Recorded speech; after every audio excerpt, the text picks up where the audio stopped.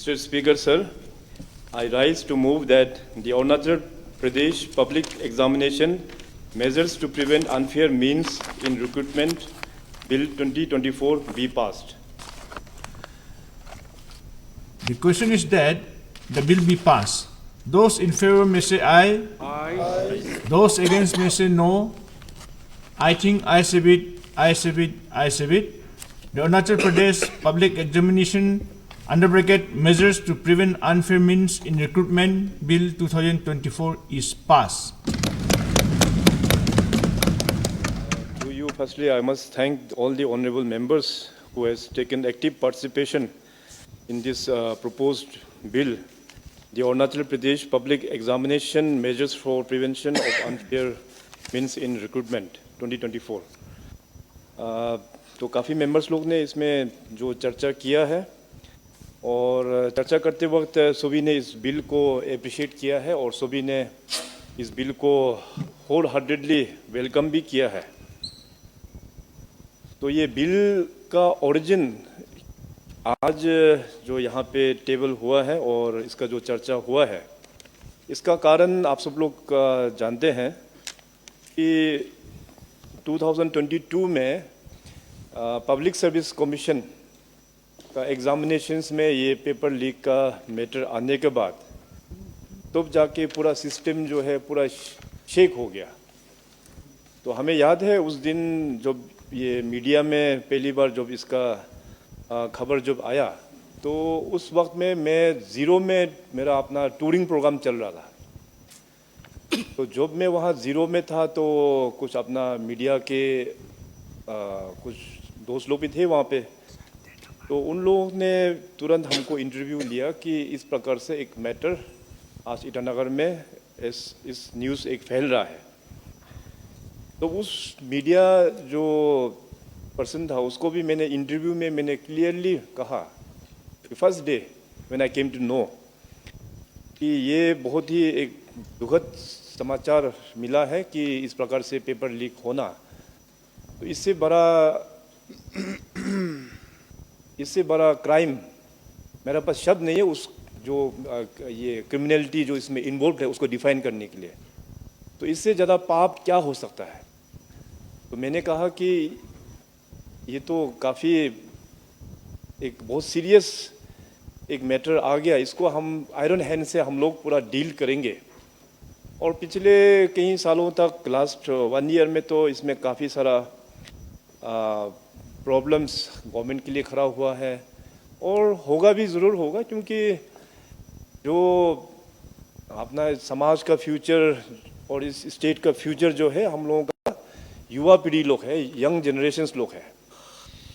और युवा लोगों का हमेशा ये एक एस्पिरेशंस होता है कि वो पढ़ाई लिखाई होने के बाद में वो गवर्नमेंट इंस्टीट्यूट में वो अपना एक नौकरी करेंगे और फैमिली हो या माँ पिताजी का भी यही एक आशा होता है।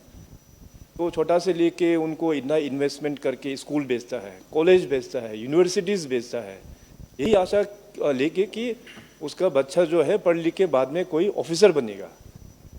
तो ये जो दुर्घटना हुआ है 2022 में पब्लिक सर्विस कमीशन का पेपर लीक के माध्यम से, उसमें खास करके हमारा जो यंगर जनरेशन्स और उस वक्त में जितने भी जो एग्जामिनी जो हमारा यूथ लोग जो एग्जामिनेशंस जो प्रिपेयर कर रहा था या जो लोग अपियर कर रहा था, उनका और उनका पूरे फैमिली मेम्बर्स को बहुत बड़ा एक चोट लगा है। उसको देखते हुए हम लोग ने अभी काफ़ी चर्चा किया कैबिनेट स्तर पर, इस सदन में भी हम लोग ने काफ़ी बार उसको चर्चा भी किया है। तो पब्लिक सर्विस कमीशन का पूरा ओवरहोलिंग जो होना था, मैंने कहा था कि पूरा सिस्टम को ही ओवरहोलिंग करने का बहुत ही आवश्यकता है, क्योंकि इस प्रकार का मैटर होगा बोल के कोई इमेजिन ही नहीं किया था। अगर सच बोलने से कोई सोचा तक भी नहीं कि पब्लिक सर्विस कमीशन में इस प्रकार का इंसिडेंट होगा, मगर होने के बाद तो फिर पब्लिक सर्विस कमीशन को पूरा अभी ओवरहोलिंग हो गया। चेयरमैन और मेंबर्स, नया मेंबर्स लोग पूरा ज्वाइन हो गया, जितने भी जो ऑफिसर्स और स्टाफ उनका भी पूरा चेंज हो गया है।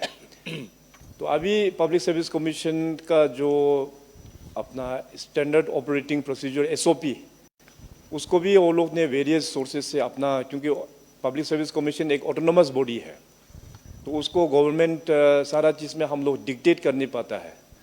तो अभी नया जो टीम आने का बाद में उन लोग ने अपना एसओपी का भी गठन करके अभी कुछ एग्ज़ाम्स वगैरह अभी एडवर्टीजमेंट भी करना शुरू हो गया है। तो जैसे अभी मेंबर्स लोग ने जो पार्टिसिपेट किया तो एक मेंबर ने बहुत ही सही बोला है कि in fact this is an collective fail not only of the government but समाज एज ए होल। जितने भी हम लोगों का जो डिफरेंट ट्राइब्स है अरुणाचल प्रदेश में, और ये पूरा हम लोगों का समाज का कैरेक्टरिस्टिक्स इसमें रिफ्लेक्ट करता है। तो इसमें इन टोटल सोसाइटी का भी एक हम लोगों का फेलियर है कि समाज जो है अपना जो माइंडसेट किस प्रति अभी वो माइंडसेट आगे बढ़ रहा है। तो अभी ये जो पब्लिक सर्विस कमीशन में जो पेपर लीक हुआ है, और एक दो मेंबर ने सही भी बोला है कि एस एन एग्जामिनी जो लड़का लोग हैं उनके पास में तो पैसा होता नहीं है, इतना लाखों पैसा कहाँ से होगा। दिया तो होगा कोई पेरेंट्स ही दिया होगा या कोई रिलेटिव या कोई दोस्त ही दिया होगा। तो इसमें समाज का माइंडसेट को हम लोगों को सही दिशा दिखाना अपने लोगों को, और ख़ास करके अपना परिवार लोगों को, दैट इज़ वेरी इंपॉर्टेंट। नहीं तो चाहे आप जितना भी कानून बनाओ उस कानून से हम लोग फुल प्रूफ होगा बोल के ये हम लोग गारंटी दे नहीं सकता है। इसलिए हम सबका एक रिस्पॉन्सिबिलिटी है। मैं हमेशा जो कम्युनिटी बेस्ड ऑर्गेनाइजेशंस को जब मेरा मीटिंग होता है तो स्टेट का इस प्रकार का जो मेंटल एटीट्यूड जो लोग समाज में जो प्रैक्टिस करते हैं उसके बारे में आई एंश्योर कि उसका डिस्कशंस होना चाहिए। और मैं सीबीओस के माध्यम से मैं हमेशा अपील भी किया हूँ कि जब वो लोग अपना सीबीओस का अपना रेस्पेक्टिव ट्राइब्स का जो मीटिंग करेंगे तो इन सब चीज़ों का भी एक चर्चा का एक विषय बनना चाहिए, एक सब्जेक्ट बनना चाहिए। तो जब तक हम लोगों का माइंडसेट नहीं सुधरेगा तो आने वाला दिनों में जैसे मैंने कहा कि आप कानून जितने भी जो तगड़ा कानून क्यों ना लेके आए उसको हम लोग बचा नहीं पाएगा। मगर सेइंग सो अभी ये जो बिल आज यहाँ पे जो पेश किया है इसमें हमारे सरकार की ओर से हम लोग ने पूरा कोशिश किया कि इसको एक बहुत ही तगड़ा कानून बनाने के लिए। और आप सभी को हम ये बताना भी चाहेगा कि ये जो प्रपोज जो अभी बिल जो है इसका ऊपर में तो ऑलरेडी आज जो सदन में जो पास हुआ है एक बिल भी जो पास हुआ है, जो पुराना आईपीसी सीआरपीसी को अभी नया जो कानून जो भारत सरकार ने लेके आया बीएनएस और बीएनएसएस, तो ये जो कानून लेके आया है उसका अलावा ऑलरेडी एग्जिस्टिंग हम लोगों का पुराना आईपीसी बीएनएस और सीआरपीसी जो बीएनएनएस वो सब प्रोविजंस तो है ही है। एवं दैट हम लोग ने इसको फिर दोबारा लेके आया ताकि कुछ वहाँ में कुछ मिसिंग होने से इसको भी हम लोग साथ में लेके कानूनी कार्रवाई को और भी हम लोग स्ट्रिंजेंट हम लोग कर पाएंगे बोल के। तो ये जो इसमें बिल में जो खास करके ब्रॉडली वैसे सब मेंबर्स लोग ने ब्रॉडली टच तो किया है, लेकिन कुछ पिटिशंस भी होगा तो मैं ब्रॉडली आपके माध्यम से इस हाउस को बताना चाहेगा। कुछ साइलेंट फीचर्स है जैसे इस एक्ट में कुल मिला के there are 5 chapters with 27 sections and the act provides stringent penalties in case of offences related to imprisonation, leakages and other malpractices etc. in chapter 2 of the act। तो chapter 2 में ये सब का बारे में डिटेल दिया हुआ है। Punishment for offences under this act has been stated in chapter 3। As per section 11, all the offences specified under this act shall be cognizable, non-bailable and non-compoundable। As per section 12(1), any person or persons resorting to unfair means and offences under this act shall be punished with imprisonment for a term not less than 3 years, but which may be extended to 5 years, and with fine up to rupees 1 crore। As per section 12(2), the service provider shall be liable to be punished with imposition of a fine up to 1 crore rupees, and proportionate cost of examination shall be recovered from such service provider, and he shall also be barred from being assigned with any responsibility for conduct of any public examination. As per section 12 bracket 3, where it is established during the investigation that offense under this act has been committed with the consent or convenience of any director, senior management, or persons in charge of the service provider firm, he shall be liable for imprisonment for a term not less than 3 years, but which may be extended to 10 years with a fine of 1 crore rupees.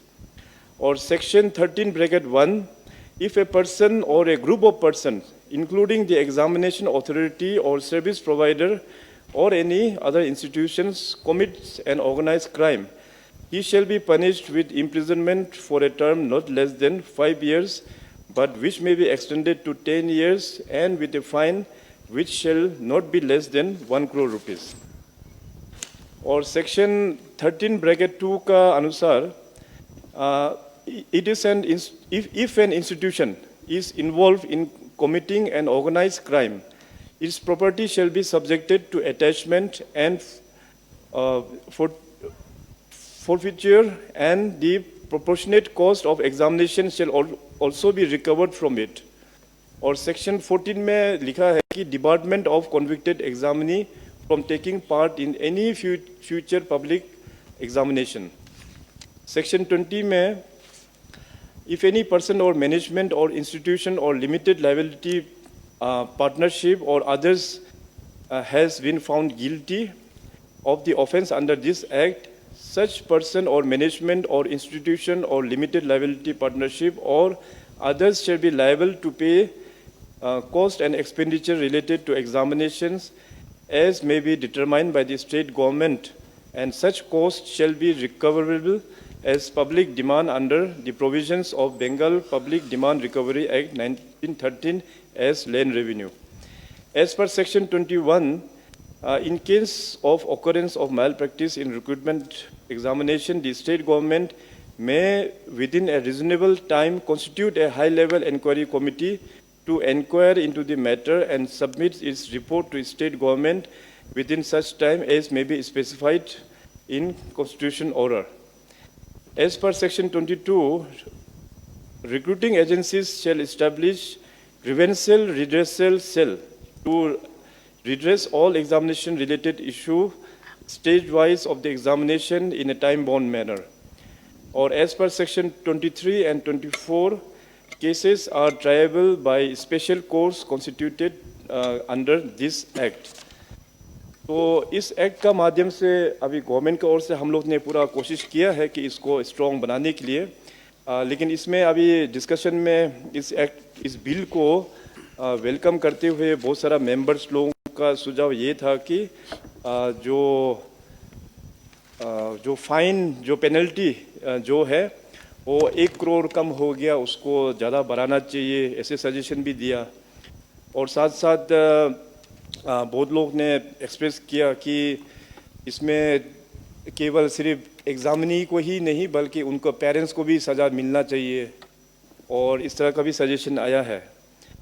और इसमें बहुत लोगों का भी सुझाव ये था कि इसमें 3 साल 5 साल या 10 साल ऐसे नहीं हो के सज़ा जितना ज़्यादा हो सके उसको सज़ा उतना ज़्यादा भी मिलना चाहिए।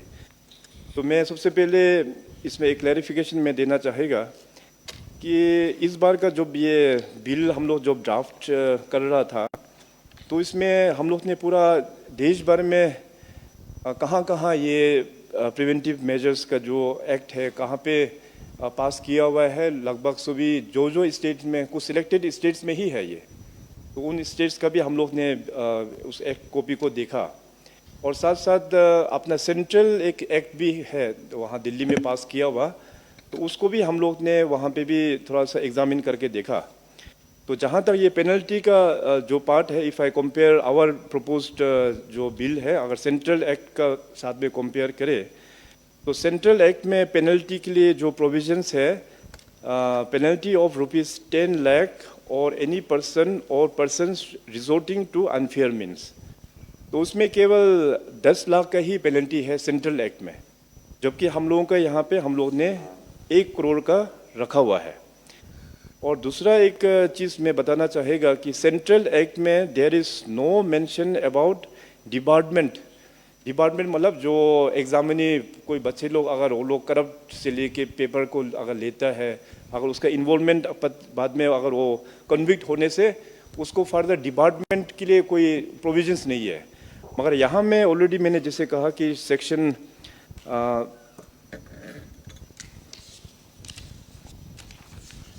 14 में इसमें हम लोग ने क्लियरली मेंशन किया है कि life time department of convicted candidates, जो कैंडिडेट इन्वॉल्वमेंट होगा उनको फ्यूचर में कोई भी एग्जाम इस स्टेट में देने का उन लोगों को क्वालिफाई ही नहीं होता है। टोटल लाइफ टाइम उसको डिपार्टमेंट का प्रोविजंस यहाँ पे रखा हुआ है। और तीसरा जो डिफरेंस में बताना चाहेगा कि सेंट्रल एक्ट में there is no mention about grievances और रिड्रेसल सेल। तो यहाँ में हम लोगों का establishment of grievances redressal cell by the recruiting agencies बोल के यहाँ पे मेंशन है। इसका बाद चौथा में है कि there is no mention about special courts in the central act. हम लोगों को यहाँ में क्लियर कट प्रोविजन दिया है कि cases triable by special courts. और पांचवा जो है इसमें जो डिफरेंस है, no mention about high level inquiry committee in the central act. हमारा जो प्रपोज बिल में यहाँ पे constitution of high level inquiry committee का भी यहाँ पे दिया हुआ है।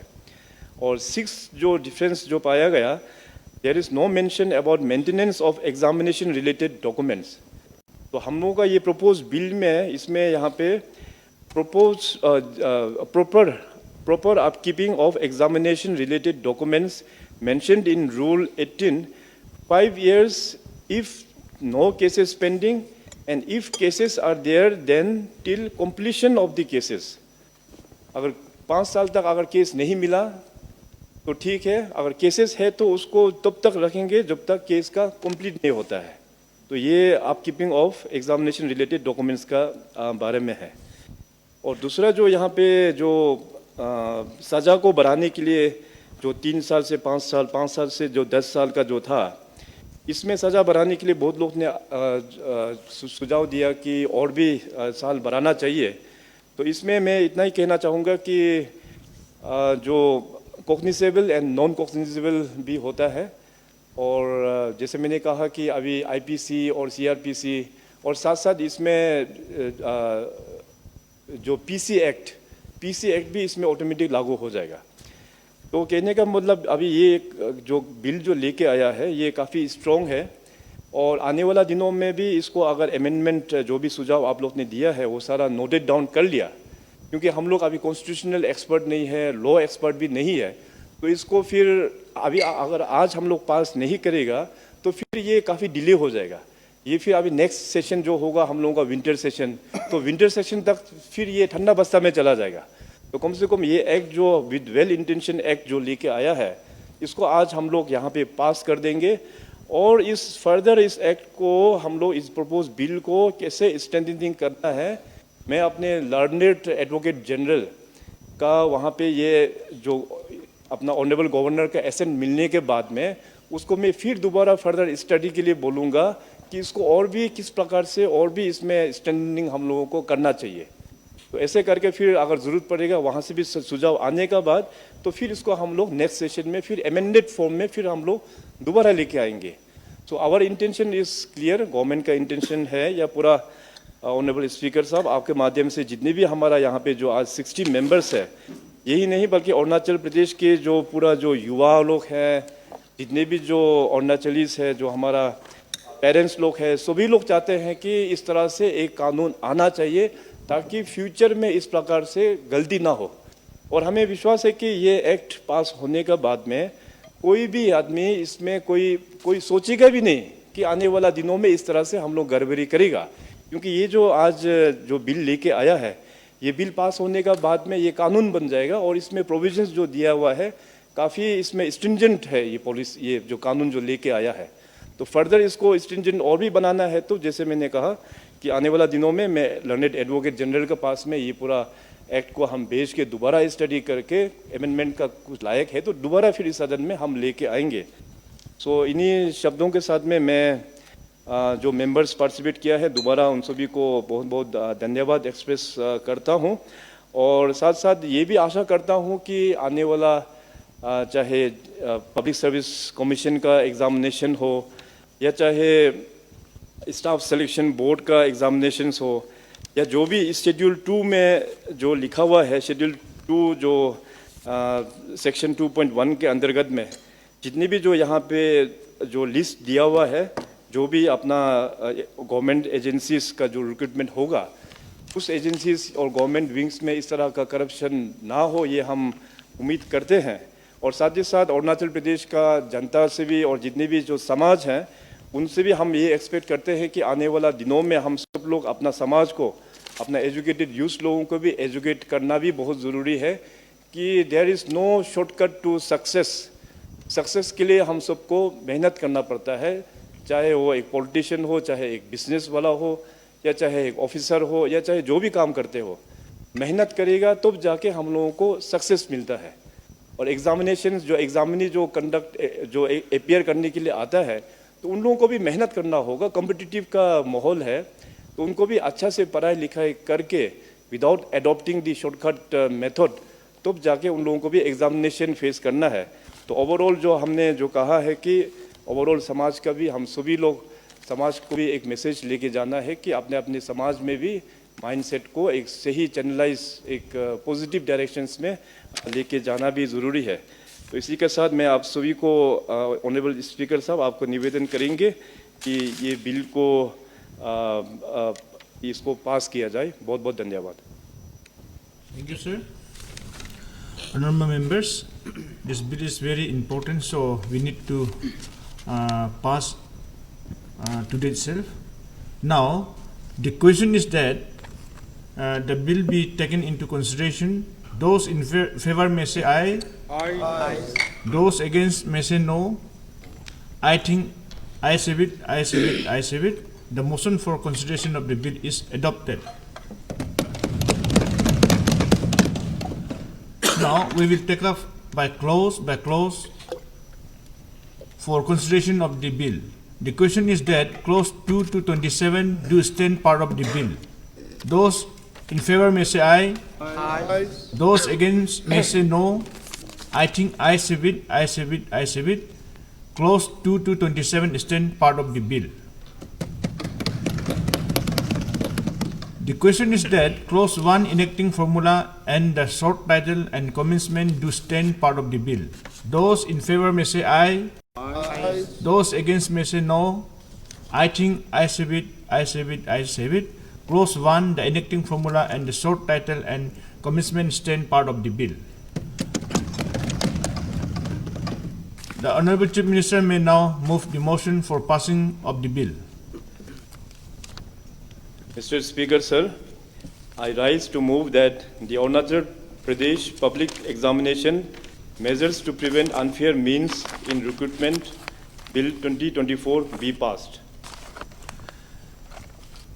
The question is that the bill be passed.